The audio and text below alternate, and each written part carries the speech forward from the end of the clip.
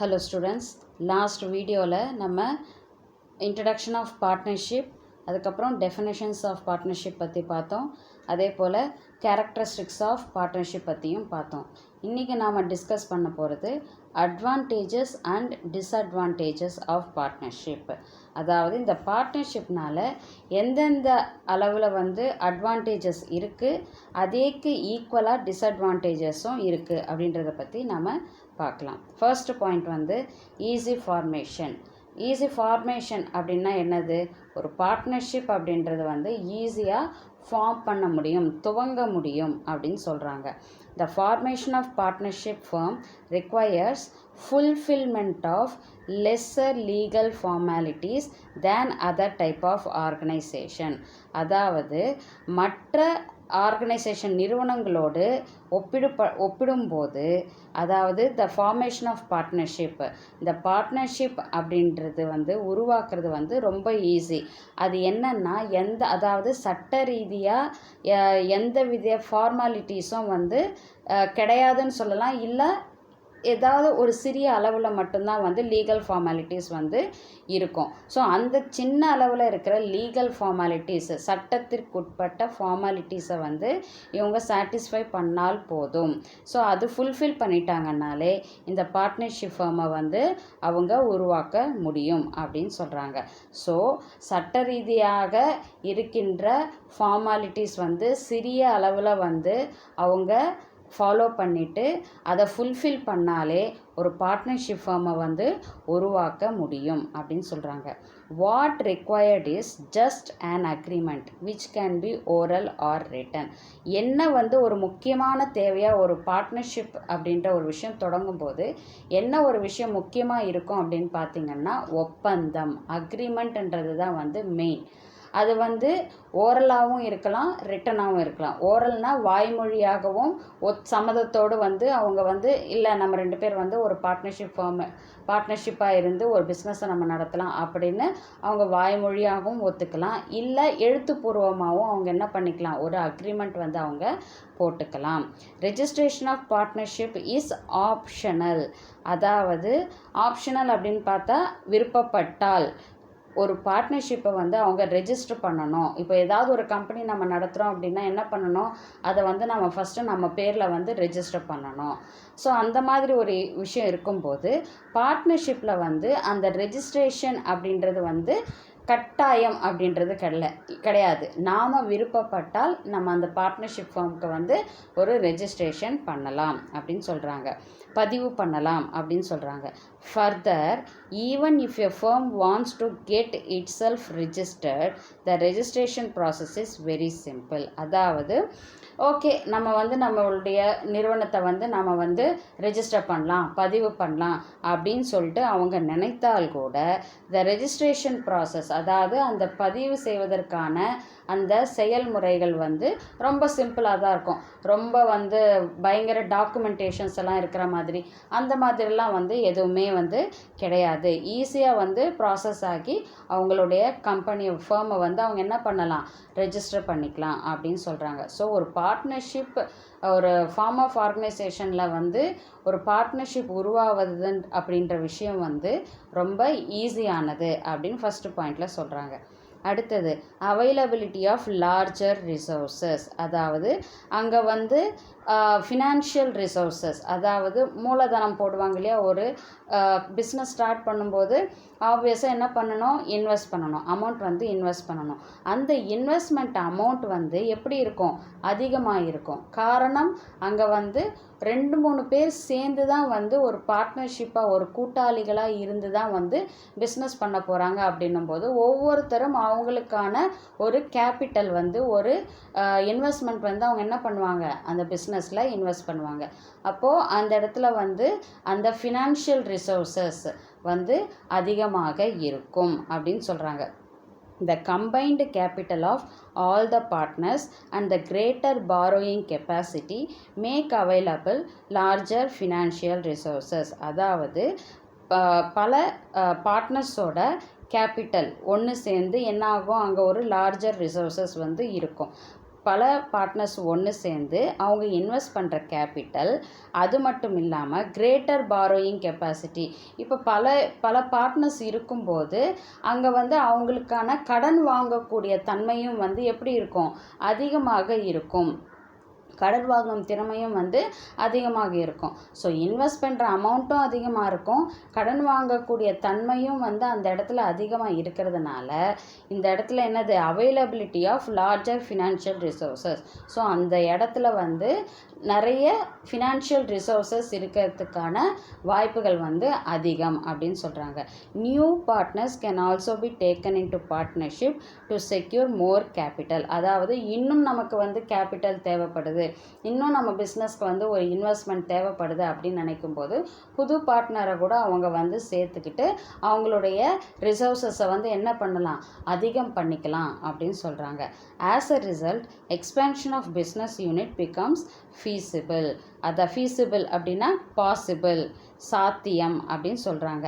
இதன் காரணமாக என்ன ஆகும்னா, ஒரு பிஸ்னஸை வந்து டெவலப் பண்ணணும், இல்லை வந்து விரிவுபடுத்தணும், எக்ஸ்பேண்ட் பண்ணணும் அப்படின்னா இந்த லார்ஜர் ரிசோர்ஸஸின் காரணமாக வந்து அதிகப்படியான ஃபினான்ஷியல் ரிசோர்ஸின் காரணமாக இந்த விஷயங்கள், த எக்ஸ்பேன்ஷன் ஆஃப் பிஸ்னஸை வந்து விரிவுபடுத்துறதுக்கும் டெவலப் பண்ணுறதுக்கும் வாய்ப்புகள் வந்து ரொம்ப அதிகம் அப்படின்னு சொல்லிட்டு சொல்கிறாங்க.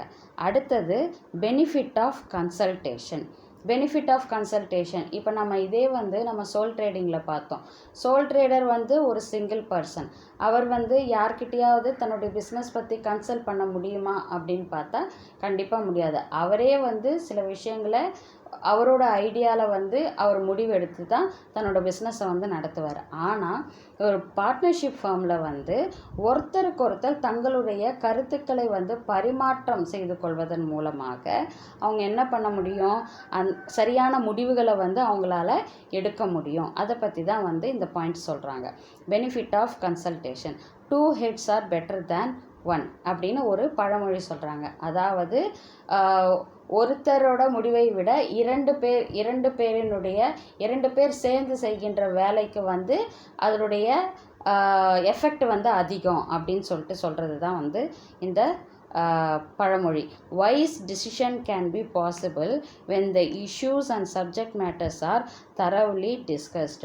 வைஸ் டிசிஷன் அப்படின்னா புத்திசாலித்தனமான முடிவுகள், அது வந்து இந்த பார்ட்னர்ஷிப் ஃபார்மில் வந்து பாசிபிள் அப்படின்றாங்க. எப்போ அப்படின்னா, ஏதாவது ஒரு சில இஷ்யூஸ் இருந்ததுன்னா, ஏதாவது சில சிக்கல்கள் இருந்துச்சு, பிஸ்னஸில் ஏதாவது ஒரு சிக்கல்கள் இருந்துச்சு அப்படின்னும்போது அப்போ எல்லா பார்ட்னர்ஸும் என்ன பண்ணுவாங்க, டிஸ்கஸ் பண்ணுவாங்க. இந்த ப்ராப்ளம் வந்து எப்படி நம்ம சால்வ் பண்ணலாம் அப்படின்னு ஒருத்தருக்கு ஒருத்தர் டிஸ்கஸ் பண்ணும்போது நல்ல ஒரு சரியான முடிவை வந்து அவங்க வந்து எடுக்க முடியும். பலதரப்பட்ட கருத்துக்கள் வரும்போது என்ன ஆகும், அதை நம்ம தீர ஆலோசித்து இப்படி பண்ணால் கரெக்டாக வரும் அப்படின்ற ஒரு முடிவுக்கு அவங்க வர முடியும்.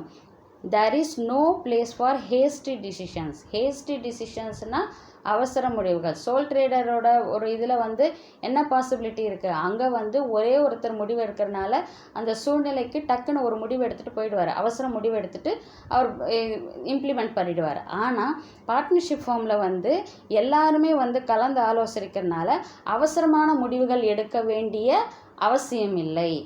நிதானமாக அவங்க ஒருத்தருக்கு ஒருத்தர் கன்சல்ட் பண்ணிக்கிட்டு அவங்க சரியான முடிவை வந்து எடுக்க முடியும் அப்படின்னு சொல்லிட்டு இந்த பாயிண்டில் சொல்கிறாங்க. அடுத்தது division of work and greater managerial efficiency.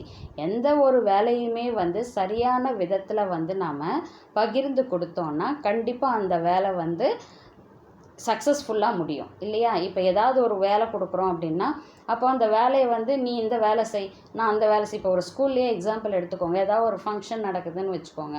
அப்போது ஒவ்வொரு டீச்சர்ஸ்க்கும் வந்துட்டு கல்ச்சுரல் ப்ரோக்ராம்ஸ் நீங்கள் பார்த்துக்கோங்க, கேட்ரிங் வந்து நீங்கள் பார்த்துக்கோங்க, வர கெஸ்டெல்லாம் நீங்கள் பார்த்துக்கோங்க அப்படின்ட்டு ஒவ்வொரு டீச்சர்ஸையும் வந்து அவங்களுக்கு வந்து ஸ்ப்ளிட் பண்ணி கொடுத்துருவாங்க. ஸோ அப்போ என்ன ஆகும், ஆட்டோமேட்டிக்காக எல்லா வேலைகளுமே வந்து சரியான நேரத்தில் வந்து நடக்கும். அதே போல் அந்த ஃபங்க்ஷனும் வந்து எஃபெக்ட் நல்ல சக்ஸஸ்ஃபுல்லாகவும் நடக்கும். அதே போல் தான் the staggering load of management work can be judicially distributed among the partners according to their experience, knowledge and taste. அதாவது இந்த இடத்துல ஸ்டாகரிங் அப்படின்ற வார்த்தையோட அர்த்தம் என்னன்னு பார்த்தீங்கன்னா தடுமாறும், அதாவது லோட் ஆஃப் மேனேஜ்மெண்ட், அதாவது ஒரு மேனேஜ்மெண்ட்டோடைய சுமைகள் வேலைகள் வந்து அதிகமாக இருக்கும்போது அப்போ என்ன ஆட்டோமேட்டிக்காக வந்து சரியான முறையில் வேலையை வந்து செய்ய முடியாத அளவுக்கு வந்து ஒரு தடுமாற்றம் ஏற்படும். அந்த சமயத்தில் என்ன பண்ணணும்னா ஜுடிஷியலினா நியாயமான முறையில் வந்து பார்ட்னர்ஸ்களுக்கிடையே வந்து வேலைகளை வந்து டிஸ்ட்ரிபியூட் பண்ணணும், பகிர்ந்து கொடுக்கணும். எப்படி பகிர்ந்து கொடுக்கணும் அப்படின்னு பார்த்தீங்கன்னா அவங்களுடைய எக்ஸ்பீரியன்ஸ், ஒவ்வொருத்தருக்கும் ஒவ்வொரு துறையில் வந்து ஒவ்வொரு டிபார்ட்மெண்ட்டில் எக்ஸ்பீரியன்ஸ் இருக்கும், நாலேஜ் இருக்கும். ஸோ அதுக்கேற்ற மாதிரி அவங்களுக்கு நம்ம வந்து டிபார்ட்மெண்ட்டை நம்ம பிரித்து கொடுத்துட்டோம்னா அவங்க அந்த வேலையை வந்து அவங்க அந்த டிபார்ட்மெண்ட்டை மட்டும் சரியான விதத்தில் கவனிச்சுப்பாங்க.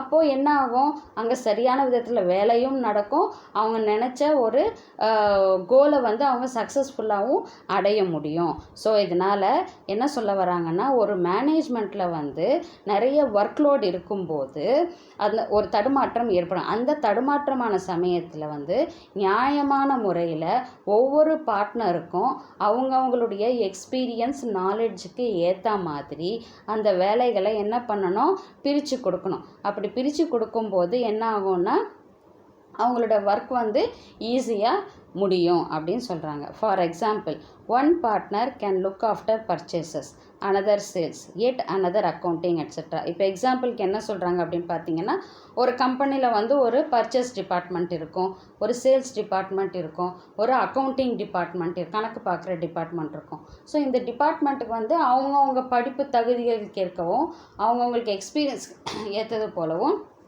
பிரித்து கொடுக்கும்போது அந்த வேலைகள் எல்லாம் வந்து சரியான விதத்தில் நடக்கும் அப்படின்னு சொல்கிறாங்க. Thus, when the burden is lightened, supervision by each partner over the allocated area of management becomes effective and efficient. அதாவது இந்த வேலை பளு அப்படின்றது வந்து இந்த மாதிரி நம்ம பிரித்து கொடுக்கும்போது வேலை பளுன்றது என்ன ஆகிடும், லேஸ் ஆகிடும். எல்லாருக்குமே வந்து அதாவது ஓவர்லோடு, ஒருத்தருக்கே வந்து எல்லா வேலைகளையும் திணிச்சா கண்டிப்பாக அந்த வேலையில் என்ன இருக்காது, ஒரு குவாலிட்டி இருக்காது, ஒரு தரம் இருக்காது. அப்போது அந்த வேலைகளை நம்ம வந்து ஒவ்வொருத்தருக்கும் பிரித்து கொடுக்கும்போது என்ன ஆகும், அந்த பணி சுமை வந்து அந்த ஒர்க்கினுடைய பேர்டன் வந்து என்னாகும், கம்மியாயிடும். அதே போல் ஒவ்வொரு பார்ட்னரும் ஒவ்வொரு டிபார்ட்மெண்ட்டை வந்து சூப்பர்வைஸ் பண்ணும்போது, நிர்வகிக்கும் போது என்ன ஆகும்னா பார்த்துக்கும்போது அவங்களுடைய டிபார்ட்மெண்ட்டை அவங்க பார்த்துக்கும்போது என்ன ஆகும், அந்த நிர்வாகமும் வந்து சரியான விதத்துலேயும் இருக்கும், எஃபெக்டாகவும் இருக்கும். கண்டிப்பாக அவங்க செயலுடைய வேலையில் வந்து நல்ல குவாலிட்டி இருக்கும், தரம் வந்து அவங்களுடைய வேலையில் இருக்கும் அப்படின்னு சொல்கிறாங்க. This ensures greater managerial efficiency. இது எதை உறுதிப்படுத்துது அப்படின்னு பார்த்தீங்கன்னா ஒரு மேனேஜரியல் எஃபிஷியன்சி, நிர்வாகத்தினுடைய செயல்திறன் வந்து ரொம்ப நல்லா இருக்கும் அப்படின்னு சொல்லிட்டு சொல்கிறாங்க. அடுத்த பாயிண்ட் பார்த்தீங்கன்னா ரெடியூஸ்ட் ரிஸ்க் அப்படின்னா பாதிப்புகள் வந்து ரொம்ப குறைவாக இருக்கும். எப்படி அப்படின்னு பார்த்தா the risk of each partner is reduced considerably since the loss sustained by the firm is shared by all the partners. அதாவது எந்த ஒரு பிஸ்னஸ் எடுத்தாலும் கண்டிப்பாக அதில் வந்து ரிஸ்க் இருக்கும். அந்த எப்படி வந்து ஒரு ப்ராஃபிட் வரும்போது எல்லாருமே ஷேர் பண்ணிக்கிறாங்களோ அதே போல் எந்த ஒரு லாஸ் ஒரு பிஸ்னஸில் இருந்தாலும் அதை வந்து எல்லா பார்ட்னர்ஸுமே சரிசமமாக தான் என்ன பண்ணிக்கணும், பங்கெடுத்துக்கணும் இல்லையா. ஸோ ஒரு லாபத்தை வந்து ஈக்குவலாக எடுத்துக்கும் போது அந்த பிஸ்னஸில் நஷ்டம் வரும்போதும் அவங்க எல்லாருமே ஈக்குவலாக வந்து பிரிச்சிக்க முடியும். ஸோ ஈக்குவலாக பிரிச்சிக்கும் போது என்ன ஆகும்னா பேர்டன் வந்து கொஞ்சம் குறையும். அதாவது இப்போ சோல் ட்ரேடரில் பார்த்தீங்கன்னா ப்ராஃபிட் வந்தால் அவர் மட்டும்தான் வந்து அந்த ப்ராஃபிட் என்ஜாய் பண்ணுவார். ஆனால் அதே சமயத்தில் பெருத்த நஷ்டம் வந்துச்சுன்னாலும் அந்த ஒரு பர்சன் மட்டும்தான் வந்து ரொம்ப பாதிப்பார். ஆனால் இந்த பார்ட்னர்ஷிப் ஃபார்மில் பார்த்திங்கன்னா எல்லா பார்ட்னர்ஸுமே வந்து கொஞ்சம் கொஞ்சமான நஷ்டங்களை வந்து பகிர்ந்துப்பாங்க. அப்போது வந்து பெரிய கஷ்டமாக வந்து அப்போ வந்து தெரியாது. அந்த நஷ்டம் வந்து எல்லாருமே பகிர்ந்துக்கிறதுனால ஒரு பெரிய கஷ்டமாக அது வந்து தெரியாது அப்படின்னு சொல்கிறாங்க. அடுத்தது unlimited liability and credit standing. அதாவது வரம்பற்ற பொறுப்பு, அதே போல் கிரெடிட் ஸ்டாண்டிங்னா கடன் நிலை எப்படி இருக்கும், அது வந்து சரியான இது விதத்தில் இருக்கும் அப்படின்னு சொல்கிறாங்க. The liability of a sole trader is unlimited. அதாவது ஒரு சோல் ட்ரேடர் கன்சர்னில் வந்து என்னது, liability of a sole trader is unlimited. அதாவது சோல் ட்ரேடர் அப்படின்ற விஷயத்தில் நம்ம பார்க்கும்போது அவருடைய லயபிலிட்டி வந்து unlimited. Since apart from his business assets, even his private properties are also available for satisfying the claims of creditors. அதாவது இப்போது வந்து ஒரு பிஸ்னஸ் நடத்தும் போது ஏதாவது ஒரு நஷ்டம் ஏற்பட்டுடுச்சு, இல்லை கடன் கொடுத்தவங்க வந்து கடன் கேட்குறாங்க அப்படின்னும் போது அவர் கொடுக்க முடியாத ஒரு சூழ்நிலை வரும்போது அவர் பிஸ்னஸில் இருக்கிற சொத்துக்கள் வந்து என்ன பண்ணுவாங்க, விற்பாங்க. அப்படி இல்லைன்னா அந்த விற்றும் அவங்களுடைய கடனை அடைக்க முடியல அப்படின்னும் போது அவருக்குன்னு ஒரு பர்சனல் ப்ராப்பர்ட்டிஸ் இருக்கும். அந்த பர்சனல் ப்ராப்பர்ட்டிஸை வந்து அவங்க விற்று அவங்களுடைய கடனை வந்து அடைச்சிக்கலாம் அப்படின்னு சொல்கிறாங்க. Hence creditors may give more loans because they can get back the loan from the personal properties of sole traders. இந்த இடத்துல வந்து ஆக்சுவலாக the liability of a sole trader அப்படின்ற இடத்துல வந்து ஆக்சுவலாக வந்து பார்ட்னர்னு வந்திருக்கணும். இவங்க வந்து ராங்காக மென்ஷன் பண்ணியிருக்காங்க. இங்கே வந்து சோல் ட்ரேடர் அப்படி வர்ற இடத்துல வந்து நீங்கள் பார்ட்னருன்னு வந்து இம்ப்ளிமெண்ட் பண்ணிக்கோங்க. The liability of a partner is unlimited அப்படின்னு படிச்சுக்கோங்க நீங்கள். ஸோ அப்போ என்ன ஆகும்னா, hence creditors may give more loans because they can get back the loan from the personal properties of sole ட்ரேடர்ஸ்க்கு பதிலாக பார்ட்னர்ஸ்ன்னு எழுதிக்கோங்க. அதாவது இப்போது கடன் கொடுக்குறவங்க வந்து என்ன பண்ணுவாங்கன்னா நிறைய கடன் கொடுப்பாங்க. காரணம் என்னன்னா, பார்ட்னர்ஸ் வந்து நிறைய பார்ட்னர்ஸ் வந்து இருக்கிறாங்க. ஸோ நிறைய பார்ட்னர்ஸ் இருக்கும்போது அவங்களுக்கான பர்சனல் ப்ராப்பர்ட்டிஸோட மதிப்பும் வந்து அதிகமாக இருக்கும், அவங்களுடைய சொத்துக்களுடைய மதிப்பும் வந்து அதிகமாக இருக்கும். அப்போ ஆப்வியஸ்லி ஒரு பேங்க்கோ இல்லை வந்து கடன் கொடுக்குறவங்களோ என்ன பண்ணுவாங்க, அந்த சொத்துக்களை மதிப்பு வச்சு நிறைய அமௌண்ட் வந்து அவங்களுக்கு கடன் கொடுப்பதற்கான வாய்ப்புகள் வந்து அதிகம் அப்படின்னு சொல்கிறாங்க. thus high credit rating helps not sole trader partner sole trader to borrow more funds from suppliers and the banks. அதாவது இந்த ஹை கிரெடிட்னால, இந்த அதிகமான கடன் கொடுக்கும் தன்மையினால என்ன ஆகும், அவங்க வந்து அதிகப்படியாக பாரோ பண்ணுறதுக்கும், அதே மாதிரி யார்கிட்ட இருந்து அப்படின்னு பார்த்தீங்கன்னா funds from the suppliers and the banks. அதாவது இப்போ வந்து ஒரு சப்ளையர்கிட்ட ஒரு பொருளை வாங்குறாங்கன்னு வச்சுக்கோங்க, கடனுக்காகவும் ஒரு பொருளை அவங்க வாங்கி பிஸ்னஸ் பண்ணலாம். இப்போ ஒரு பேங்க் கிட்ட என்னும்போது பணத்தை வந்து கடனாக வாங்கியும் அவங்க வந்து பிஸ்னஸ் பண்ண முடியும். அதாவது நிறைய பார்ட்னர்ஸ் இருக்கும்போது அந்த இடத்துல வந்து அவங்களுடைய பர்சனல் ப்ராப்பர்ட்டியோட மதிப்புகள் வந்து அதிகமாக இருக்கும். ஸோ அந்த மதிப்பை வைத்து கடன் கொடுப்பவர்களும் வந்து தன் கடன் கொடுக்கும் பணத்தை மணியை வந்து அதிகம் பண்ணி அவங்களுக்கு வந்து ஃபண்ட்ஸ் வந்து கொடுப்பாங்க அப்படின்னு சொல்லிட்டு சொல்கிறாங்க. அடுத்தது safeguard of the minority interest. அதாவது இப்போ வந்து ஒரு 10 பார்ட்னர், ஒரு 5 பார்ட்னர் இருக்கிறாங்கன்னு வச்சுக்கோங்க. இப்போ அந்த 5 பார்ட்னரில் வந்து எந்த ஒரு முடிவுகள் எடுத்தாலும் வந்து எப்படி எடுப்பாங்கன்னா, எல்லாருமே கலந்து ஆலோசித்து எல்லாருமே ஒரே மாதிரியான டிசிஷன் தான் அவங்க எடுக்கணும் இல்லையா? எடுத்தால் தான் கண்டிப்பாக வந்து அந்த பிஸ்னஸில் வந்து எந்த வித ப்ராப்ளமும் இல்லாமல் இருக்கும். ஏதாவது ஒருத்தருக்கு வந்து இந்த இதில் வந்து அதாவது அவங்க எடுக்கும் பிஸ்னஸில் எடுக்கிற முடிவில் யாராவது ஒருத்தருக்கோ இல்லை 2 பேருக்கோ வந்துட்டு அதில் அந்த முடிவில் இஷ்டம் இல்லை அப்படின்னாலும் அதை வந்து என்ன பண்ண மாட்டாங்க, கன்சிடர் பண்ண மாட்டாங்க அப்படின்னு சொல்கிறாங்க. For all the vital matters, anonymous consent of each partner is required. அதாவது ஒரு பிஸ்னஸில் வந்து முக்கிய விஷயங்களில் வந்து முடிவுகள் எடுக்கும்போது வந்து அனானிமஸ்னால் ஒருமனதாக வந்து ஒத்துக்கிட்டு தான் வந்து என்ன பண்ணுவாங்க, முடிவுகளை வந்து எடுப்பாங்க. If there is no anonymity, அந்த இடத்துல வந்து ஒருமனதாக அப்படின்ற ஒரு விஷயம் இல்லை அப்படின்னா such decisions are not accepted. அதாவது 1-2 பேருக்கு கூட, சாரி நான் தவறாக சொல்லிட்டேன், அதாவது 1-2 பேர் கூட அந்த அவங்க எடுக்கிற முடிவில் வந்து அவங்களுக்கு இஷ்டம் இல்லை அப்படின்னும் போது அவங்க வந்து அந்த முடிவை வந்து எடுக்க மாட்டாங்க.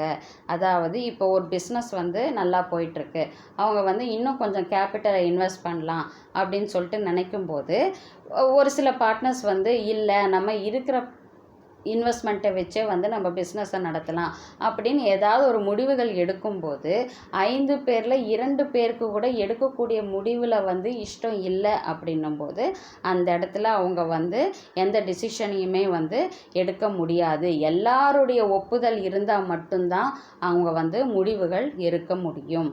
அடுத்தது ஈஸி டெசல்யூஷன், அதாவது ஈஸியாக வந்து அந்த பார்ட்னர்ஷிப் ஃபார்மை வந்து கலைச்சிடலாம். எப்படி? The dissolution of the partnership is also very simple.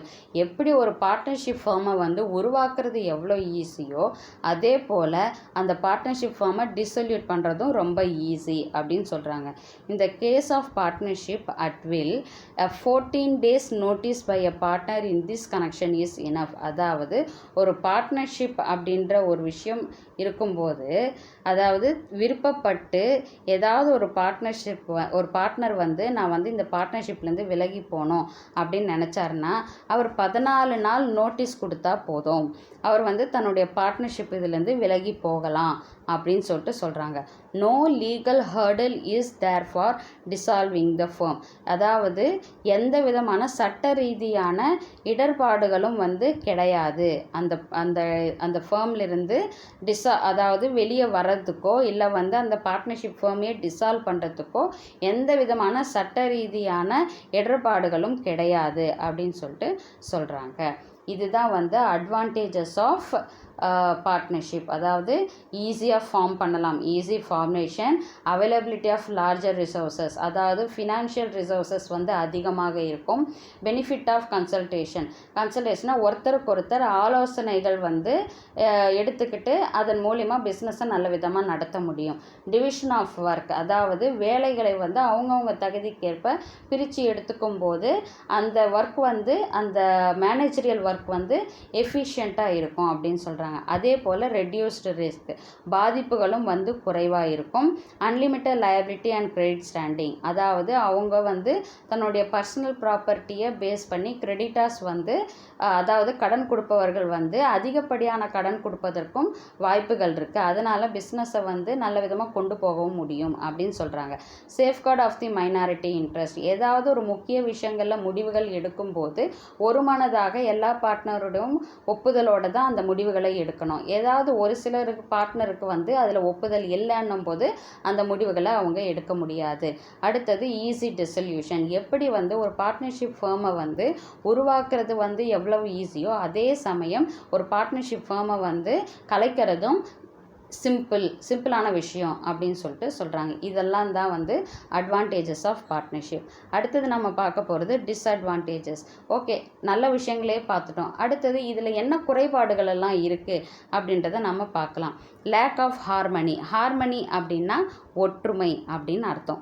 After a few years of working friction and disharmony may creep in. அதாவது இப்போ ஒரு பார்ட்னர்ஷிப் ஃபார்மில் பிஸ்னஸ் பண்ணிகிட்ருக்காங்கன்னு வச்சுக்கோங்க. அப்போது வந்து ஒரு சில ஆண்டுகள் கழித்து வந்து கண்டிப்பாக ஏதாவது ஒவ்வொரு பார்ட்னருக்கும் ஒவ்வொரு மைண்ட் டைவர்ஷன் இருக்கும். அதாவது ஏதாவது ஒரு விதத்தில் வந்து ஒரு மனக்கசப்பு இருக்கலாம், இல்லை ஒற்றுமையின்மை வந்து ஏற்படுறதுக்கான வாய்ப்புகள் வந்து அதிகம். So each partner vies with one another in dishonest dealings, அதாவது நேர்மையற்ற விதத்தில் வந்து என்ன பண்ணுவாங்க, ஒருத்தருக்கு வந்து each partner vies with one another in dishonest dealings, நேர்மையற்ற விதத்தில் வந்து அவங்க பிஸ்னஸ் பண்ணும்போது என்ன ஆகும், ஒருத்தருக்கான ஒரு இடர்பாடுகள் வர்றதுக்கான வாய்ப்புகள் வந்து அதிகம் அப்படின்னு சொல்கிறாங்க. This mutual conflict and lack of team spirit pave the way for the dissolution of the firm. அதாவது இந்த மாதிரி ஒருத்தருக்கான வந்து ஒரு மனக்கசப்பும் அதே சமயத்தில் வந்து ஒரு கூட்டு முயற்சியும் இல்லாத போது, கூட்டு முயற்சி இப்போ ஒருத்தருக்கு மனக்கசப்பு ஏற்படும் போது அங்கே வந்து கூட்டு முயற்சி இருக்குமா அப்படின்னு பார்த்தா கிடையாது. ஸோ அங்கே வந்து அந்த கூட்டு முயற்சியும் வந்து டீம் ஸ்பிரிட்டும் வந்து கம்மியாயிரும். அப்போது இது எதுக்கான ஒரு வழியை வகுக்கும் அப்படின்னு பார்த்தீங்கன்னா அந்த ஃபேர்மை வந்து கலைப்பதற்கான வாய்ப்புகள் தான் வந்து அதிகமாக இருக்கும். ஒற்றுமை குறைந்தால் அந்த கம்பெனியை, அந்த பார்ட்னர்ஷிப் ஃபேர்மை நல்ல விதமாக கொண்டு போக முடியாது அப்படின்னு சொல்லிட்டு சொல்கிறாங்க. அடுத்தது absence of legal status and instability. அதாவது இந்த பார்ட்னர்ஷிப் ஃபார்மில் என்ன இல்லை, சட்ட ரீதியான எந்த விஷயங்களும் கிடையாது. அண்ட் இன்ஸ்டெபிலிட்டி, அதனால என்ன, ஒரு உறுதியற்ற ஒரு உறுதி இல்லாத நிலைமை தான் வந்து எப்போவுமே இருக்கும். எப்போ வேணால் வந்து பிஸ்னஸை வந்து டிசல்யூட் பண்ணுற ஒரு விஷயங்கள் நடக்கலாம் அப்படின்ற ஒரு விஷயங்கள் தான் வந்து இருந்துக்கிட்டே இருக்கும் அப்படி சொல்கிறாங்க. The partnership firm has no legal existence, no separate legal existence. Partnership ஃபேர்முக்குன்னு எந்த தனியான எந்த ஒரு சட்ட இதுவும் கிடையாது. It is inseparable from the partners composing it. அதனால் வந்து எப்போ வேணால் வந்துட்டு அதாவது ஒரு பார்ட்னர்ஸ் வந்து சரியான விதத்தில் பிஸ்னஸை பண்ணணும்னு அவங்களுக்குள்ள ஒரு முடிவு எடுத்தால் மட்டும்தான் வந்து ஒன்றா சேர்ந்து முடிவெடுத்தால் மட்டும்தான் அந்த பிஸ்னஸை நல்ல விதமாக கொண்டு போக முடியும். இல்லைன்னா அந்த பிஸ்னஸை கொண்டு போக முடியாது. As a result it is terminable on the death or insolvency of your partner. அப்படி இல்லைன்னா என்ன ஆகும்னா டெர்மினபிள், அந்த பிஸ்னஸையும் என்ன பண்ணிடுவாங்க, நிறுத்திடுவாங்க. எப்போ அப்படின்னா டெத், யாராவது ஒரு பார்ட்னரு அதாவது இறப்பின் மூலமாகவோ இல்லை இன்சால்வன்சி ஆஃப் யர் பார்ட்னர், ஏதாவது ஒரு மைண்ட் ஸ்ட்ரெஸ்ஸு, ஏதாவது மனக்குழப்பத்தில் இருக்கிற ஒரு பார்ட்னர் வந்து தான் பிஸ்னஸில் கண்டினியூ பண்ண விரும்பலை அப்படின்னும் போதும் என்ன ஆகும், அந்த பார்ட்னர்ஷிப் ஃபார்ம் வந்து டிசல்யூட் ஆகிடும். அப்படி ஈஸியாக வந்து டிசல்யூட் ஆகிடும். எந்த லீகல் ஃபார்மாலிட்டிஸும் கிடையாது. எனக்கு வேண்டாம், இப்போ ஒருத்தர் இறந்துட்டாருன்னும் போது என்ன பண்ண முடியும், ஒன்றும் பண்ண முடியாது. அந்த பிஸ்னஸ் வந்து ஆட்டோமேட்டிக்காக வந்து எடுத்து நடத்த முடியாமல் என்ன பண்ணிடுவாங்க, டிசல்யூட் பண்ணிடுவாங்க அப்படின்னு சொல்கிறாங்க. அடுத்தது லிமிட்டட் ரிசோர்ஸஸ். லிமிட்டட் ரிசோர்ஸஸ் அப்படின்னு பார்த்திங்கன்னா ஒரு பார்ட்னர்ஷிப் ஃபார்மில் வந்து நம்ம ஆல்ரெடி பார்த்தோம் 10 பேர். ஒரு பேங்கிங் பிஸ்னஸ்னால் வந்து மேக்ஸிமம் வந்து ஒரு 10 பேர் தான் வந்து பார்ட்னர்ஸாக இருக்க முடியும். அதர் தேன் பேங்கிங் அல்லாத வேறு எந்த பிஸ்னஸ் பண்ணாலும் 20 பேர் மேக்ஸிமம் வந்து அந்த பிஸ்னஸை வந்து நடத்த முடியும் இல்லையா. So the maximum number of partners in a partnership firm is 10 in the case of banking business and 20 in other cases. ஓகேவா. அப்போது இந்த சமயத்தில் in actual practice the number will be well below this maximum because of the need of ensuring harmonious working.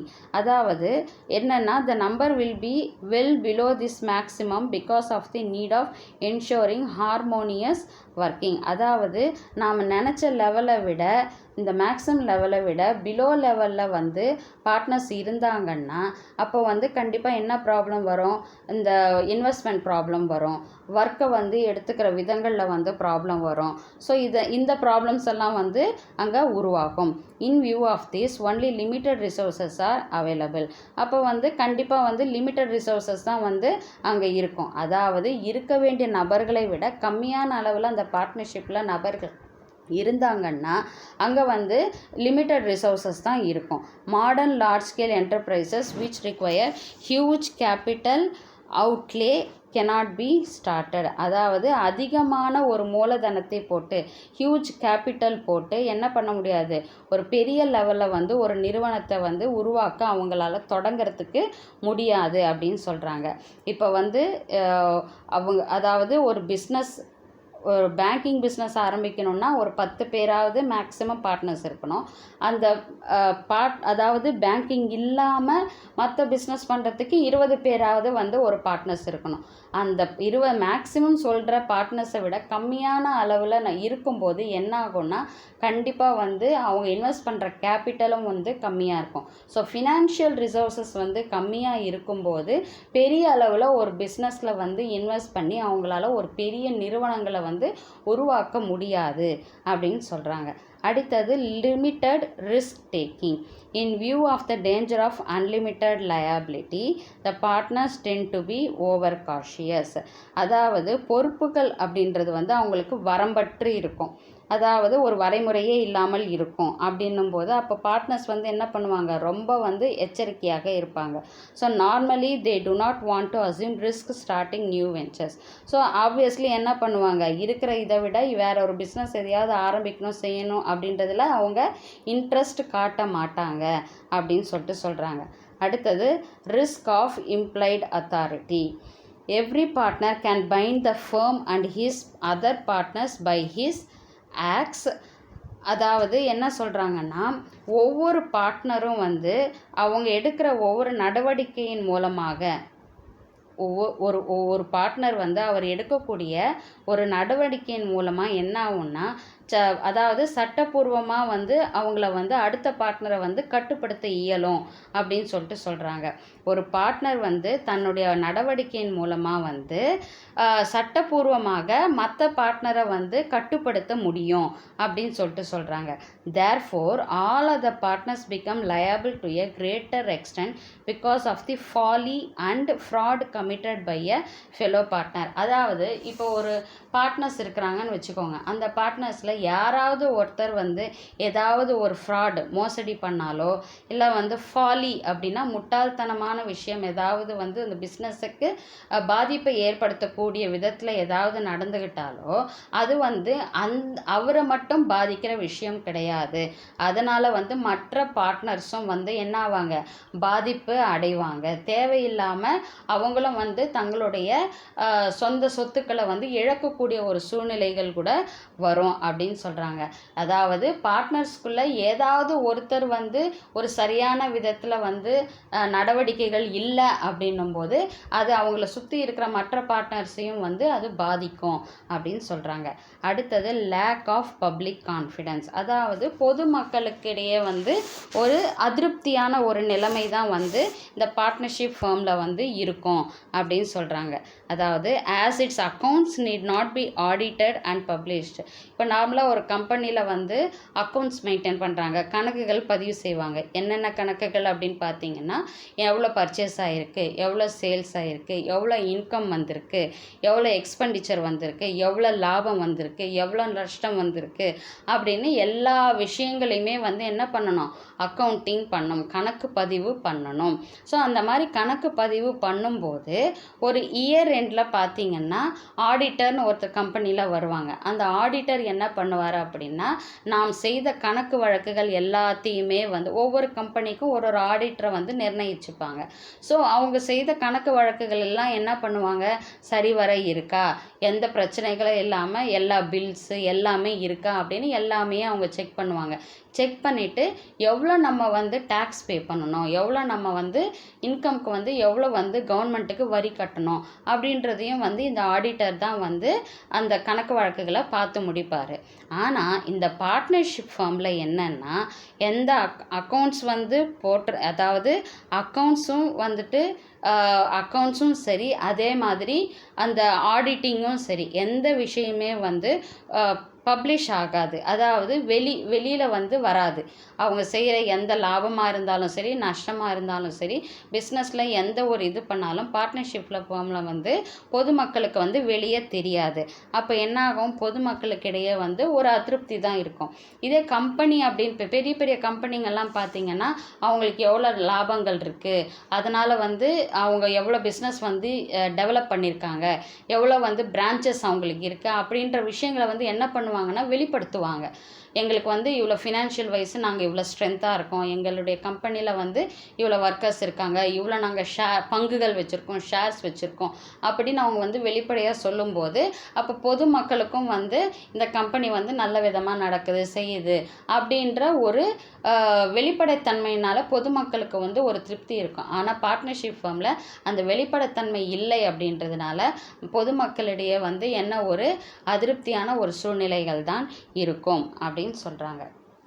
So இதெல்லாம் தான் வந்து disadvantages of partnership. So lack of harmony, ஒற்றுமை இல்லாதது, absence of legal status and instability, அதாவது எந்த சட்ட ரீதியான எந்த ஃபார்மாலிட்டிஸும் கிடையாது, அதனால் அங்கே உறுதி இல்லாத ஒரு நிலைமை தான் என்றைக்குமே இருந்துக்கிட்டு இருக்கும்.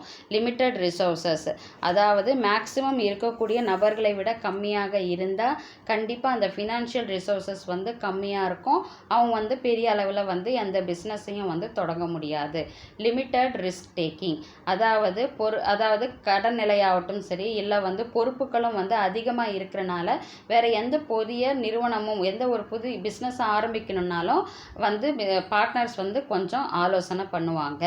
அந்த ரிஸ்க்கை வந்து அவங்க எடுக்க மாட்டாங்க. அடுத்தது வந்து ரிஸ்க் ஆஃப் இம்ப்ளைடு அத்தாரிட்டி. இருக்கிற பார்ட்னருக்குள்ளே யாராவது ஒருத்தர் எந்த ஒரு மோசடியிலையோ இல்லை வந்து எந்த ஒரு முட்டாள்தனமான முடிவுகளும் எடுக்கும்போது அது அவரை மட்டும் பாதிக்காது, அவரை சார்ந்திருக்கின்ற பார்ட்னர்ஸையும் வந்து அந்த விஷயங்கள் வந்து அவங்கள பாதிக்கும். அவங்க எடுக்கிற முடிவுனால பாதிப்பு ஏற்படும் அப்படின்னு சொல்கிறாங்க. அடுத்தது லேக் ஆஃப் பப்ளிக் கான்ஃபிடன்ஸ். அதாவது கணக்கு வழக்குகளோ இல்லை வந்து ஒரு ஆடிட்டிங் பண்ண கணக்கு வழக்கு எதுவுமே வந்து வெளிப்படைத்தன்மை வந்து பப்ளிக்கு தெரியாத விதத்தில் பொதுமக்களுக்கு வந்து ஒரு பெரிய அளவுக்கு வந்து ஒரு திருப்தியான சூழ்நிலை வந்து இருக்காது. இந்த பார்ட்னர்ஷிப் ஃபார்மால் ஒரு அதிருப்தியான ஒரு சூழ்நிலைகள் தான் வந்து இருந்துகிட்டு இருக்கும் அப்படின்னு சொல்கிறாங்க. ஸோ இதெல்லாம் தான் வந்து advantages and disadvantages of partnership. So இந்த வீடியோ உங்களுக்கு பிடிச்சிருந்ததுன்னா லைக் பண்ணுங்கள், ஷேர் பண்ணுங்கள் அண்ட் சப்ஸ்கிரைப் பண்ணுங்கள். ஏதாவது இந்த கண்டென்ட்டில் உங்களுக்கு ஏதாவது டவுட் இருந்ததுன்னா நீங்கள் கமெண்ட் பாக்ஸில் வந்து கமெண்ட் பண்ணுங்கள். உங்களுடைய டவுட்ஸை வந்து நான் கிளாரிஃபை பண்ணுறேன். And at the same time description பாக்ஸில் வந்து இதுக்கு முன்னாடி இருக்கிற சாப்டர்ஸ் எல்லாமே வந்து லிங்க்கு கொடுத்துருக்கேன். ஸோ அந்த லிங்க்கை நீங்கள் கிளிக் பண்ணிங்கன்னா நீங்கள் அந்த வீடியோஸை பார்த்துட்டு அதுக்கு அடுத்தடுத்து வர வீடியோஸை நீங்கள் கண்டினியூஸாக பார்த்தீங்கன்னா ஒரு கோர்வையாக உங்களால் லெசனை வந்து புரிஞ்சிக்க முடியும். ஸோ நெக்ஸ்ட் வீடியோவில் நம்ம பார்க்கலாம். தேங்க்யூ.